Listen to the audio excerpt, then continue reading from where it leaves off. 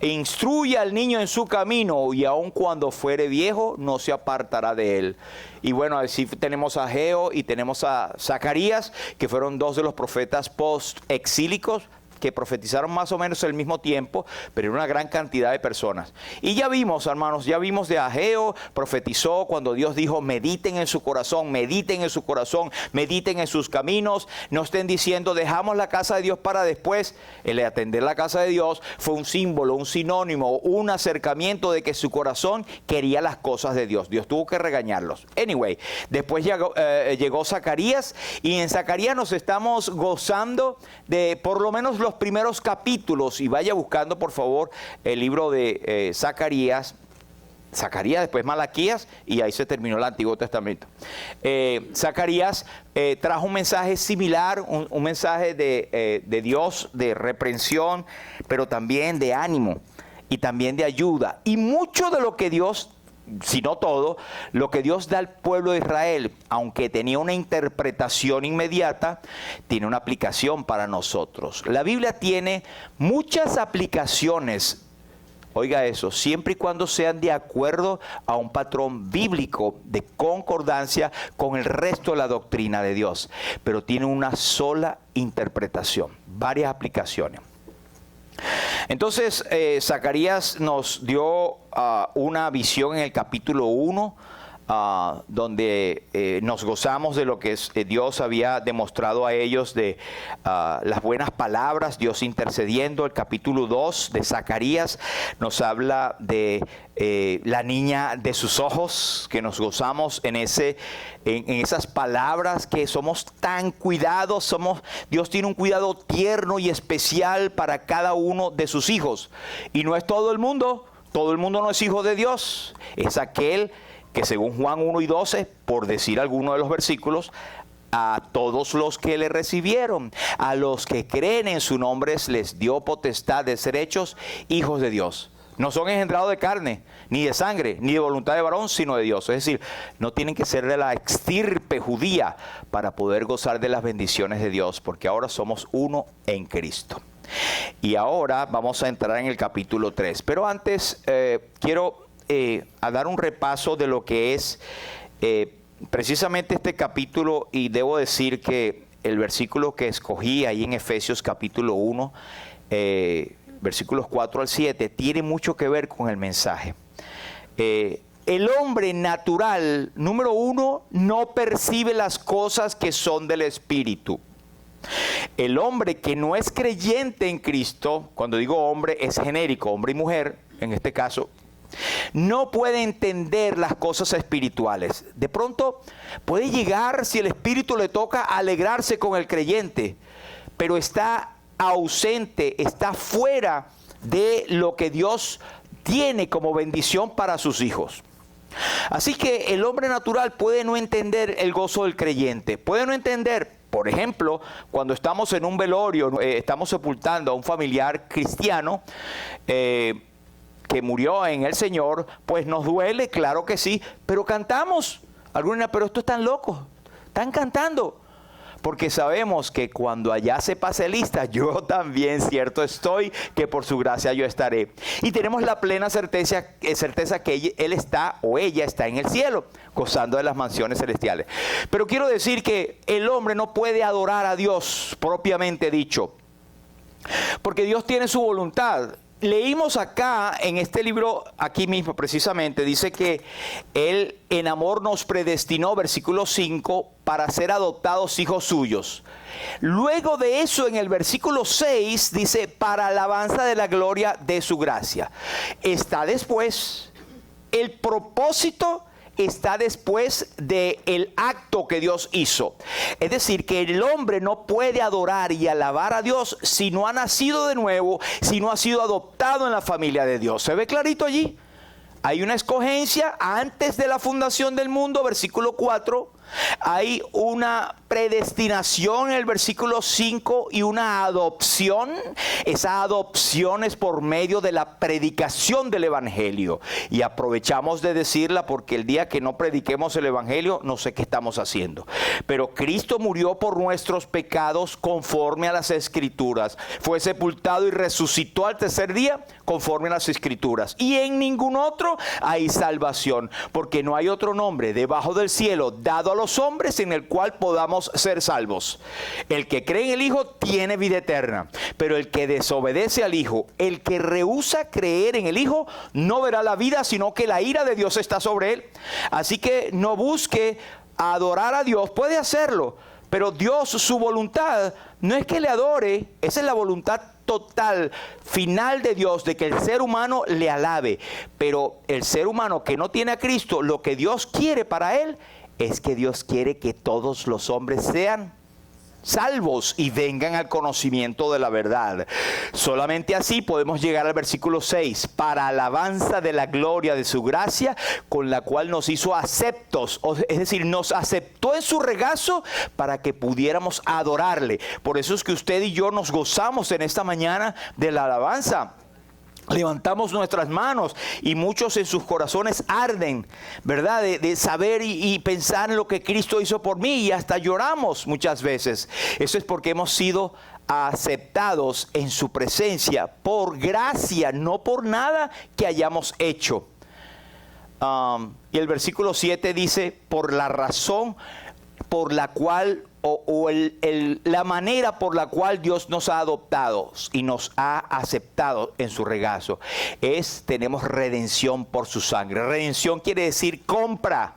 Nos ha comprado por su sangre, porque estamos vendidos al pecado. Nacimos en el camino que lleva a la perdición. Aunque le suene crudo, estamos hablando directamente de lo que dice la palabra de Dios. El que no tiene a Cristo, no tiene un momento en su vida, aun cuando un donde un cómo se arrepintió y reconoció a Cristo como su Señor y Salvador, está camino al infierno. Aunque se vista muy bonito, aunque vaya a la iglesia, aunque haga lo que haga, porque por gracia sois salvos. Y dice, en quien tenemos redención por su sangre, el perdón de pecados según lo bueno que hayamos sido nosotros, ¿verdad? No, según las riquezas de su gracia. Por eso la Biblia se explica, lo que pasa es que a veces la leemos muy rápidamente, ¿verdad? Ahora, ¿qué impide al hombre de que pueda alabar a Dios? Y esto es parte del Evangelio. El pecado entró al mundo por un hombre, y por el pecado la muerte, y la muerte pasó a todos los hombres. ¿Por cuánto? Todos pecaron, porque todos pecaron. Y el pecado, la paga del pecado es la muerte, la separación. El miserable salario del pecado es la muerte. Ahora, versículo 23, si alguno duda, pero a lo mejor yo no tanto, porque me criaron así, porque yo soy bueno, soy buena, no hago esto, no hago lo otro. No, todos pecaron y están destituidos de la gloria de Dios, sin excepción. Y si todavía tiene un poquito de duda, usted ha seguido los estudios que hemos estado leyendo en el libro de Romanos, capítulo 2 y capítulo 3, y dice, como está escrito, ¿no hay justo? No hay quien entienda, no hay quien busque a Dios. Todos se desviaron, a una se hicieron inútiles. No hay quien haga lo bueno, no hay ni siquiera. Sepulcro abierto es su garganta, con su lengua engañan, veneno de áspides hay debajo de sus labios, su boca está lleno de maldición y amargura. Entonces, no hay santos, o sea, no es que haya santos preparados para su servicio. Hay unos santos que están preparados para adorar a Dios. No, Dios llama a los indignos por su gracia y los prepara para su servicio. No hay nadie que nazca con ese don, ¿no? Yo nací con un don. Hablaba con cierta persona en mi trabajo y él decía, estamos hablando de la salvación, y él como que me dio la vuelta para ponerme en el pensamiento de él, de decir, yo tengo un don especial. Yo le hablo a las personas y les traigo tranquilidad, les traigo alegría, les traigo gozo. Y yo por dentro, ¿serás payaso? Porque No, con respeto, no se lo dije, por supuesto. Pero yo alabé a Dios y dije, mira, gloria a Dios que tienes un don. Pero resulta que si no tienes el don de la salvación, de nada te sirve. Así de sencillo. Puedes ser la mejor persona. La versión hecha hombre de Madre Teresa de Calcuta. El Padre Tereso de Calcuto. No sé, como quieras. No te vale de nada. Porque por gracia sois salvos. No hay cosa. Entonces hay gente que se confunde. Pero ¿sabe qué? No son solitos. El enemigo de nuestras almas, Satanás, quiere que el hombre se pierda y que no proceda al arrepentimiento, y lo va a procurar desviar del camino de salvación. Ahora, usted y yo como creyentes sentimos los embates del diablo. Él es el acusador de los hermanos. ¿Y sabe qué dice Apocalipsis? Creo que 12. Él es el acusador. Día y noche está ahí buscando desviarnos, acusándonos delante de Dios, el Padre. Pero vamos a ver aquí unas cosas muy hermosas, que no te tienes que preocupar, porque allá en el cielo mi abogado intercede por mí. Claro, yo lo utilizo aquí. Primera de Juan capítulo 2, versículo 1 dice, estas cosas os he escrito para que no pequéis, pero si alguno hubiera pecado, abogado tenemos para con el Padre, a Jesucristo el justo. Y en Primera de Timoteo capítulo 2 versículo 5 dice, porque hay un solo Dios y un solo mediador entre Dios y los hombres, Jesucristo hombre, el cual se dio a sí mismo en rescate por todos nosotros. Así que si usted no había oído el evangelio o se le había olvidado, aquí se lo refrescamos. Ahora vamos entonces a ver, sabiendo de nuestra indignidad, los indignos preparados. Y vamos a leer para ello en Zacarías capítulo 3, versículos 1 al 5. Si me acompañan, por favor, usted tiene la primera opción de buscar en su Biblia. El libro de Zacarías capítulo 3, versículo 1 al 5.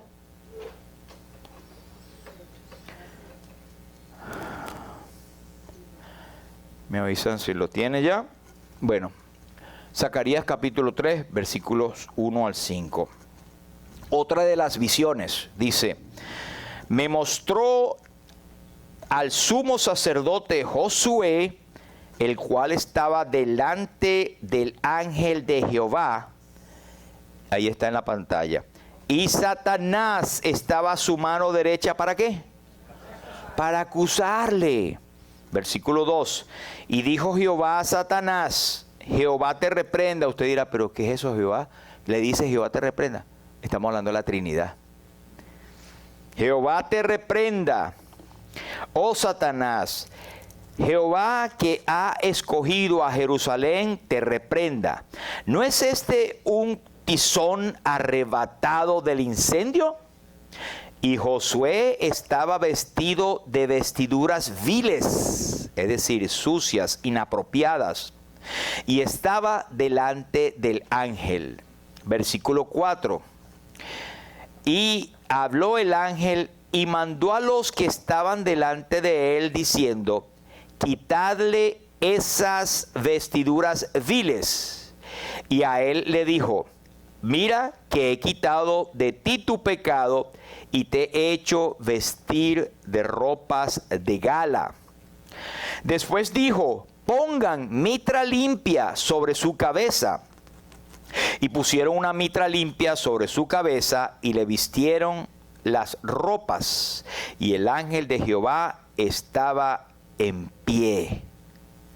Y el ángel de Jehová amonestó a Josué diciendo, así dice Jehová de los ejércitos, si anduvieres por mis caminos y si guardares mi ordenanza, también tú gobernarás mi casa, también guardarás mis atrios, y entre estos que aquí están te daré lugar. Seguimos un poquito.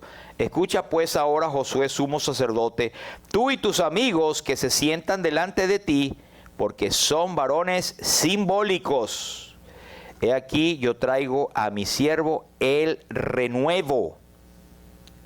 Porque he aquí aquella piedra que puse delante de Josué, sobre esa única piedra hay 7 ojos, y aquí yo grabaré su escultura, dice Jehová de los ejércitos, y quitaré el pecado de la tierra en un día, En aquel día, dice Jehová de los ejércitos, cada uno de vosotros convidará a su compañero debajo de su vid y debajo de su higuera. El Señor bendiga su palabra. Este capítulo, por supuesto, su interpretación es primeramente a Israel, lo que ocurrió allí, una visión que tuvo Zacarías, y en esa visión son preciosas porque son visiones inspiradas por el Espíritu Santo.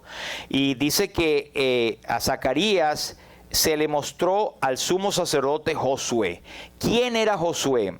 No debemos pensar que Josué era el Josué de allá del Antiguo Testamento, que 1400 años atrás, el sucesor de Moisés.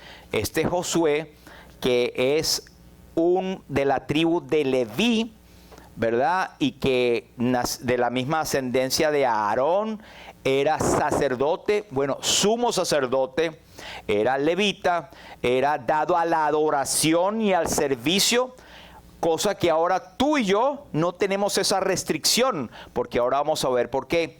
Pero lo cierto es que Josué, su nombre significa, y eso está también en Segunda de Crónicas, se llama Jesúa. Y otros por allí los dicen para sonar más mesiánicos, Yeshua, para decir que dicen mejor el nombre. No, Jesús. Ese nombre es equivalente al nombre de Jesús, el de Josué. Dice, el Señor salvará, o salvación de Jehová. Así que ese era el nombre de Josué. Josué era el sumo sacerdote después del exilio en Babilonia, ¿verdad?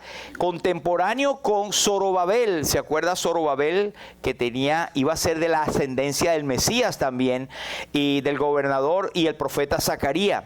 En hebreo es Yoshua, o Jesús, o Dios, salvación de Jehová. La misma raíz del nombre de Jesús, y representa al pueblo de Dios en el servicio del templo. También fue levita y descendencia de Aarón. El profeta Ageo también lo menciona en el año segundo del rey Darío, 537 años antes de Cristo. En el mes sexto, en el mes primero del mes, vino palabra de Jehová por medio del profeta Ageo, estoy leyendo lo rojo allí, a Zorobabel, hijo de Salatiel, gobernador de Judá, y a Josué, hijo de Josadac, sumo sacerdote, diciendo, así ha hablado Jehová de los ejércitos, diciendo, este pueblo no ha llegado aún el tiempo en que la casa de Jehová sea reedificada. Él está mencionado en Esdras, en Nehemías, en Segunda de Crónicas. Segunda de Crónicas también está mencionado, y está mencionado aquí en Ageo y en Zacarías. Ahora, ¿qué más nos dice? Josué tuvo un papel clave en la reconstrucción del templo, porque Ageo y Zacarías animaban al pueblo. Mire, ahora que vamos fuera de Babilonia, vamos a construir, les daba ánimo y traían palabra de Dios. Recuerdan, al ser profetas, eran aquellos que traían palabra de Dios. Similar a los predicadores de hoy en día. Lo único que nosotros no nos llamamos profetas, simplemente predicadores, porque los profetas anunciaban la palabra de Dios, solo que la mayoría de las veces era una palabra de futuro. Pero nosotros no tenemos que hacer eso porque tenemos todo aquí en la Biblia. Si usted quiere saber el futuro y de ver de revelaciones y cosas, lea Revelaciones, lea el Apocalipsis. Ese es el cierre del canón del Nuevo Testamento. Algunos que andan buscando siempre cosas de revelaciones extrañas, usted no tiene que buscarla, porque toda la Escritura es completa, es inspirada por Dios y es útil. Así que tenemos allí también que Él ayudó en la reconstrucción, no tanto con las manos, porque sí ayudó con las manos, pero animaba al pueblo, traía palabra de bendición, adoraba, traía adoración al pueblo, y el pueblo también. Eso era el mensaje, o uno de los propósitos de los sacerdotes. Pero aquí en el versículo 1 dice que Josué estaba delante del ángel de Jehová. Quiere decir que estaba en funciones de administración. Pero no me pregunte usted por qué ni cómo, pero sabemos que de alguna manera Satanás tiene acceso a una parte de la presencia de Dios. ¿Se acuerdan de Job? Vinieron todos, entre los cuales vino Satanás, y empezó a ¿qué? A hablar bien de Job, ¿verdad? A hablar, a montarle el caso y a decir, mira, tu siervo y tal. Y Dios permite que hay la voluntad permitiva de Dios. Él sigue acusando. Pero resulta que, vamos a ver más adelante, el versículo 2. Y dijo Jehová a Satanás, Jehová te reprenda, oh Satanás. El mismo Jehová que estaba allí, que a la vez era el ángel de Jehová. Ese es una de las teofanías. Y para mí, y para muchos que saben más que yo, es el Hijo eterno de Dios en su preencarnación. Eso les llaman teofanías. Ahí estaba el Hijo de Dios intercediendo por él. Y esto es hermoso, porque esto nos habla y nos recuerda de lo que el Hijo de Dios hace por ti y por mí. Dice que él intercede, dice que por lo cual Jesús en Hebreos capítulo, no recuerdo el capítulo, pero en Hebreos dice, intercede, por lo cual puede también salvar perpetuamente a los que por él se allegan a Dios, viviendo siempre para interceder por ellos. Eso es lo que hace Jesús por nosotros. O sea, no espera que Satanás haga un caso dándole y dándole y dando y después Jesús interviene. Ahí mismito lo cancela. ¿Y sabe qué? Eso ocurre diariamente. Pero Él está intercediendo por ti y por mí. No María, ni ninguno de los santos, ni tu abuelito, ni tu papá, ni nadie. Es Jesús, el único que es poderoso para ser mediador nuestro. Amén. Y dice, Jehová te reprenda, Jehová que ha escogido a Jerusalén, no es un tizón arrebatado del incendio. Quiero decir que esto primeramente es al pueblo de Israel. Ellos habían recién salido de Babilonia y vea la expresión, ¿no es un tizón arrebatado del incendio? ¿Sabe qué quiere decir eso? Como que está sacado de la candela. Un tizón es un carbón. Era lo que estaba pasando la nación de Israel. Dios le acababa de redimir y rescatar de la candela pura. Estaban en Babilonia. Y Dios, con la autoridad que tiene, le dijo, no es un tizón que acabo yo de rescatar. Como diciendo, quédate tú tranquilo, tú no tienes arte ni parte en esto, porque yo soy el poderoso.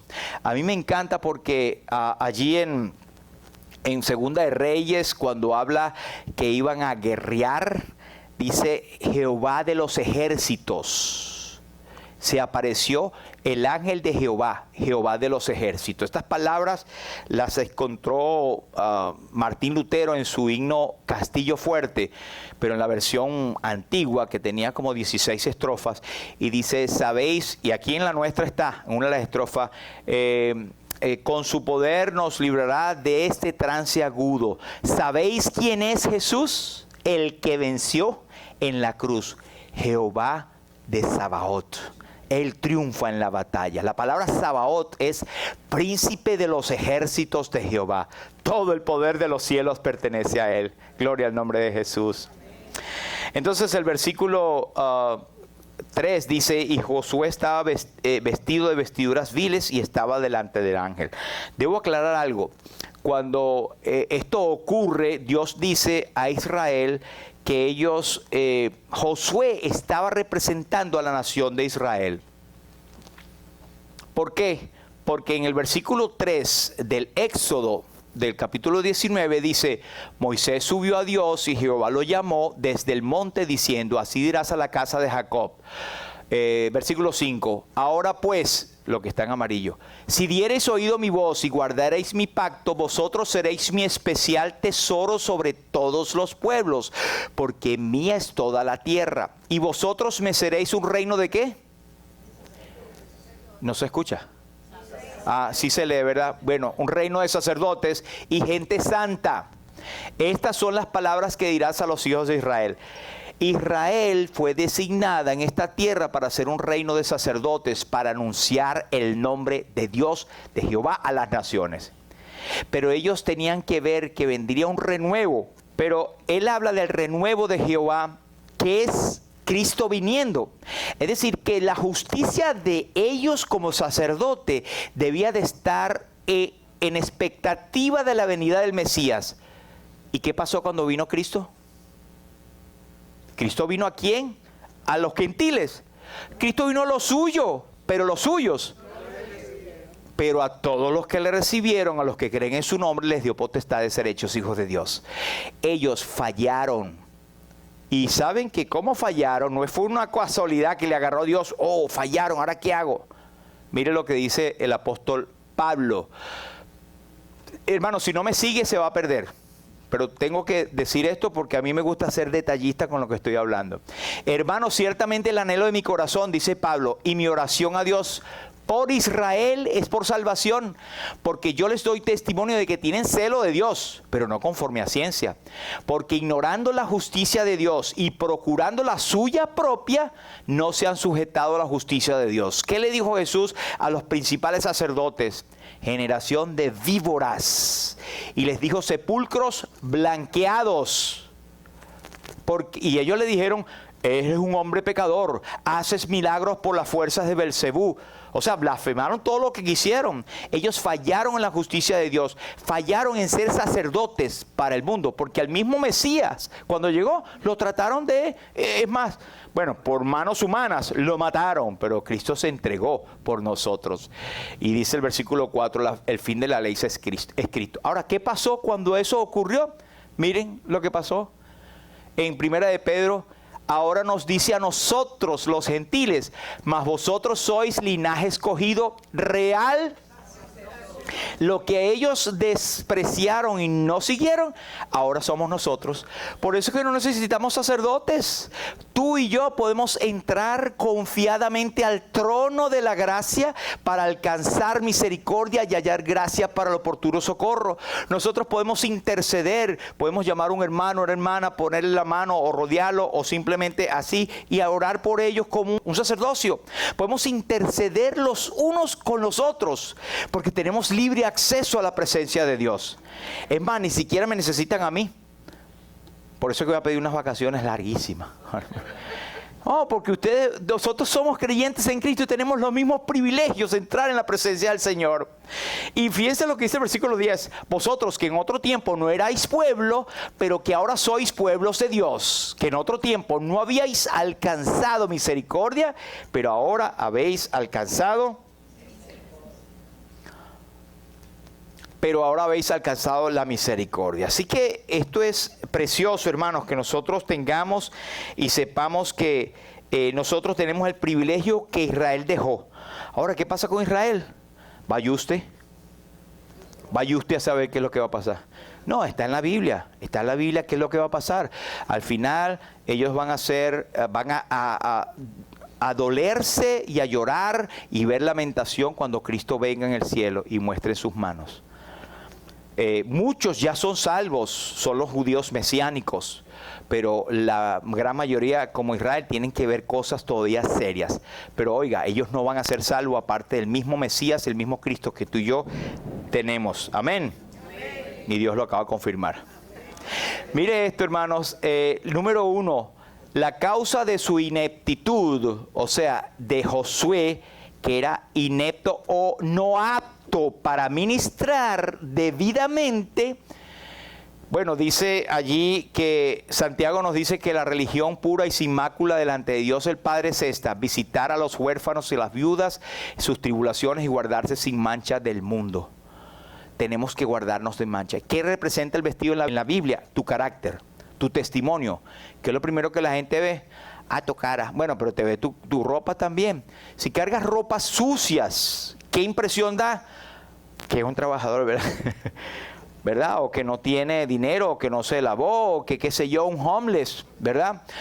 Por eso Jeremías nos dice, aunque te laves con lejía, la marca que quieras, y amontones jabón sobre ti, la mancha de tu pecado permanecerá aún delante de mí, dice el Señor. Así que mire estas ilustraciones que a mí me gusta mucho esto. Todavía me gustan las comiquitas. Pero más o menos ahí estaba el sacerdote Josué y a su mano derecha estaba Satanás acusándole constantemente de que tenía vestidos sucios.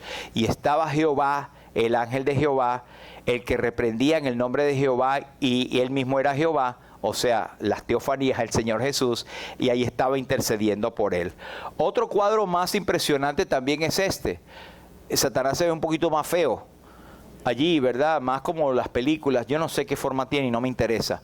Pero lo que sé es que la forma que tiene el corazón es maligna totalmente. porque nos quería llevar al infierno, y gracias a Dios que el Señor nos rescató. Y ahí está la cantidad de hombres que dice el versículo más adelante, los varones que estaban con Josué. Y este otro que nos da también un poquito de lo que tenían las ropas viles que fueron quitadas y fue puesta con unas ropas nuevas, ¿verdad? Para que Dios pudiera utilizarlo de una manera apropiada. Lo segundo es que Jehová dice que es como un tizón.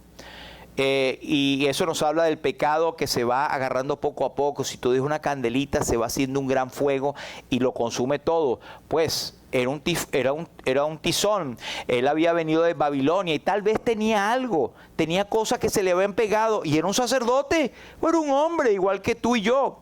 Y por eso es que le mandan a quitar sus ropas. Quiere decir que le concedió Dios perdón por su gracia y lo puso de nuevo. ¿Qué nos dice la Biblia? Si confesamos nuestros pecados, Él es fiel y justo para perdonarnos y limpiarnos de nuestra maldad. Y la sangre de Jesucristo, su Hijo, nos limpia de todo pecado. No tienes que ir a un sacerdote, a un cura, a un intermediario. Tienes que ir directamente al Señor. Ahora, los hermanos están acá, incluyendo tus pastores, para ayudarte, mostrarte en las Escrituras, darte consejería, cómo no, pero el que lo hace es Cristo directamente, el cual nos ha librado de la potestad de las tinieblas y trasladado al reino de su amado Hijo. Esto ya lo leímos, fuimos rescatados, sacados como de Babilonia, estábamos muertos en nuestros pecados y nos dio vida. El número 3, vemos que Josué tenía un adversario día y noche ahí en la patica, dándole. Y a veces nosotros no nos damos cuenta que podemos ser influenciados y nos dejamos llevar. Y siempre recuerdo una hermana que dijo a otra hermana que le había prestado su boca al diablo. Y yo, wow, eso suena fuerte. Pero sí, nosotros podemos prestar nuestros miembros al enemigo. El mismo Pedro no solo prestó los miembros, se prestó a sí mismo. Apártate de mí, Satanás, porque me eres estorbo. Tengamos cuidado, hermanos, porque podemos no ser poseídos por Satanás, pero sí ser utilizados en pensamiento por los que no son del Señor. Por eso dice la Biblia que todo lo justo, todo lo puro, todo lo amable, todo lo que es de buen nombre, si hay virtud alguna, si hay algo digno de alabanza, en esto pensad. El creyente tiene que estar pensando en las cosas del Señor. Amén. Sed sobrios y velad, porque vuestro adversario el diablo anda como león rugiente alrededor, lo dice Pedro, buscando a quien devorar. Y anda como león rugiente para devorarte, pero el devorarte es que no te puede devorar, porque ya tú eres un hijo, una hija de Dios, pero te puede hacer caer, te está acusando constantemente, pero no temas, porque el Señor Jesús es tu mediador, el poderoso Dios que va adelante como poderoso gigante. Amén. Número 4, ese poderoso gigante está allí para defenderle. El ángel de Jehová acampa alrededor de los que le temen y los defiende. No tenemos que tener temor, porque Cristo está por nosotros. Muévese potente la iglesia de Dios. Nosotros no tenemos temor. Firmes y adelante, huestes de la fe, sin temor alguno, que Jesús nos ve. Jefe soberano, Cristo al frente va y la regia enseña, tremolando está. Amén. Y ya para concluir, número 1, cuidado con las vestiduras sucias. Y usted sabe que me estoy refiriendo en sentido espiritual, en sentido figurativo. No se debe viendo la ropa, ¿verdad? No, hay que explicarlo, hoy en día hay que explicar todo. Número 2, no podemos adorar y servir cuando estamos en mala comunión con el Señor. No podemos. Porque todo va a ser considerado, 1 Corintios, heno, hojarasca, paja. En castellano se oye un poco feo que lo que una persona está haciendo es paja, pero es bíblico. Es como hace que algo que hace bulto, pero le echas una cerillita, ya se apagó, porque por fuego será pasado. Tengamos cuidado, hermanos, con nuestras ropas y cómo estamos adorando al Señor. Levantar las manos, dice la Biblia, sin ira y sin contienda, sin que tengas algo en el corazón. Por eso cuando vamos a participar de la cena del Señor, tenemos que cada uno examinarse a nosotros mismos. Examinarnos, y así bebe y coma, pero examinarte. No venir con un espíritu de arrogancia, no, los demás que se sometan. Yo no hablé con ella o con él porque ellos son los que me hicieron a mí, pero yo voy a mi culto. No, hermanos, tengamos cuidado porque el problema lo tenemos nosotros. 3, Satanás es el acusador. Quiere decir que está haciendo su función, pero en Apocalipsis nos dice que será lanzado, será echado totalmente fuera en el lago que arde con fuego y azufre. Satanás, el acusador de las almas. Así que le queda poquito, que siga acusando, pero no le demos más leña para que siga acusando. 4, Cristo intercede y salva perpetuamente. Y por último, Cristo nos cubre con su justicia perfecta. Amén. Si estás como yo, como un creyente que está expuesto a todo esto, pues repasemos nuestras Biblias, oremos y procuremos tener nuestras ropas limpias a la expectativa del Señor. Si las tienes sucias, pues la adoración no será efectiva. Perderás poder y bendición en lo que haces, pero no perderás la salvación. Pero no es un estado ideal. Si no eres creyente o si estás inseguro, ahora es el tiempo aceptable. Hoy es el día de salvación. Si oyeres hoy su voz, no endurezcas tu corazón. Señor, te bendiga. Vamos a orar. Padre, te damos a ti la gloria, Señor. Te damos las gracias por tu palabra. Te damos las gracias por la adoración que hemos tenido, por el bonito culto, los hermanos, la recepción, estar habitando juntos en armonía. Es una alegría y un gozo que no podemos explicar porque el Espíritu Santo nos da ese gozo, Señor. Queremos manifestarlo a otros en predicar el Evangelio y en actuar delante de otros, pero hazlo. Que tengamos nuestras ropas limpias. Ayúdanos a examinarnos a nosotros mismos si estamos en la fe, no sea que estemos reprobados. Señor, rogamos tu bendición, reconocemos nuestras faltas. Ayúdanos, Señor, a andar en tus caminos y a tener pensamientos puros, pensamientos buenos, agradables, para que el Dios de paz, dice tu palabra, esté con cada uno de nosotros. Si hay alguno que no es salvo, que no tiene seguridad de salvación, Señor, permite que pueda ser movido a valentía y a confesar el nombre de Cristo para tu gloria y para tu honra. Gracias, Señor, despídenos en paz y acepta nuestras alabanzas y nuestras gracias en el nombre precioso de Jesús. Amén.